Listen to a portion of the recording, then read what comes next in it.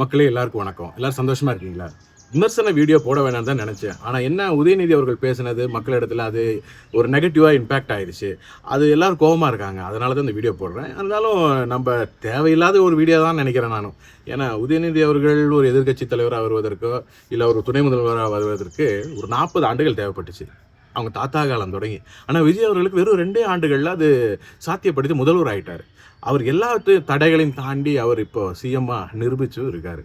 நான் சொல்ல வேண்டியது என்னென்னா, டிவிக்கு தோழர்களோ பொதுமக்களோ நீங்கள் இதை பார்த்து ரியாக்ட் பண்ணாதீங்க. ஏன்னா அவங்க அடி வாங்கின அடி அந்த அடி.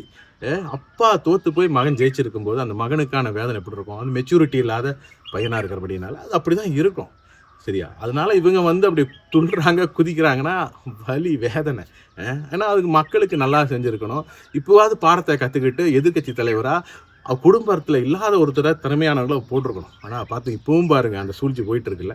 ஓகே ரைட், அவங்க திருந்துற அளவுக்கு ஆன மாற்றத்தை இனி அடுத்த தேர்தலில் ரொம்ப மெஜாரிட்டியில் விட் பண்ண வைக்கலாம். அது எம்பி எலெக்ஷனில் 40 out of 40 டிவிக்கே தூக்கியே ஆகணும். அதற்கான செயல் திட்டங்களில் கள வேலைகளில் எல்லாரும் தலைவர் உட்பட எல்லாரும் செய்வாங்க.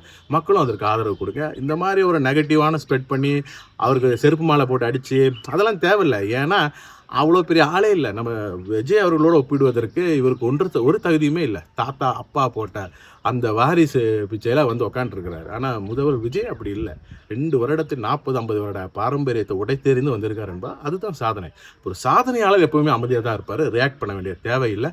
அதனால் நம்மளும் அதிகமாக இவங்களை ரியாக்ட் பண்ணி இவங்களுக்கு வேண்டி நம்ம நெகட்டிவ் கமெண்ட் போட்டால் என்ஜாய் பண்ணுங்கள். நல்ல முதல்வர் வந்திருக்காரு. நல்ல செயல் திட்டங்கள் தொடங்கியிருக்கு. நிறைய மது கடைகள் மூடப்பட்டிருக்கு. பெருவாரிய மக்களின் வரவேற்பு பெற்றுட்டு இருக்காங்க. ஒரு 6 மாத காலங்களில் மிகப்பெரிய மாற்றங்கள் ஏற்படும். அதுக்கு நம்பியாக காத்திருப்போம், நம்பிக்கையாக இருப்போம். இந்த மாதிரி அல்ற சில்லறைங்களுக்கெல்லாம் நம்ம பதில் சொல்லவோ அவர்களுக்கு போய் நம்ம ரியாக்ட் பண்ணவோ தேவையில்லை. சந்தோஷமாக இருங்க, என்ஜாய் பண்ணுங்கள். தமிழ்நாட்டு அரசியல் என்ஜாய் பண்ணுங்கள். நல்லா சந்தோஷமாக வாழுங்க. நன்றி, வணக்கம்.